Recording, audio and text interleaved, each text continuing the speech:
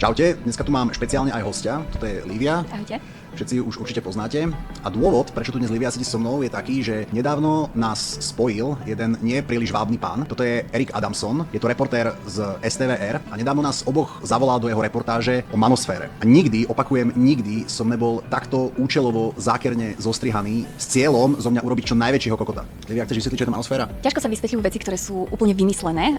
Je to niečo ako gender, proste vymyslený sociálny konštrukt, ale oni tvrdia, že to je nejaký priestor na internete, kde sa šíri nenávisť voči ženám v rôznej forme, obzvlášť vo forme videí a krátkych klipov. Tento potkán si už vtedy predstavoval, ako sedí doma v tom svojom kumbalíku a robí zo mňa kokota. A toto je môj problém všeobecne s týmito progresivistami, s týmito slnečkármi, že proste ja keď mám s niečím alebo s niekým problém, tak ja to poviem na rovinu a veľa ľuďom sa to nepáči a povedia, že som toxický a že som zlý a že ľudí šikanujem a tak ďalej. Lenže títo hadi, slízky falošní, robia to, že oni sa tvária na tolerantných, na zlatých, na kamarátskych a potom za chrbtom robia tie najzákernejšie veci. Robia tak zákerné veci, na ktoré ja nie som teda nejaký etalon morálky, ale ja by som na tie veci nemal srdce. Ja som si všimol taký úkaz progresivistický, že oni zoberú niečo úplne normálne a dajú tomu nejaké meno s negatívnou konotáciou, aby to potom bolo ľahšie demonizovateľné v spoločnosti.